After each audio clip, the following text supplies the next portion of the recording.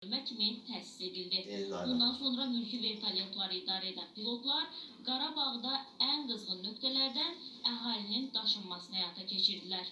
Son 2-ci ildə pilotların 28-də bizim 47 nəfər sərnişinlə Strel hərəkəti ilə vurdular. Şuşadan Ağdama qaçqınları qaçıran.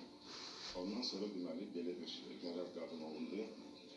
Aviasiyanın deməli Azərbaycan hərbi hava qüvvələri yaradılsın ki, nəyə görə bizim mülki vertolyotları qorumaq üçün ki, cəmaatı rahat çıxarda bilək.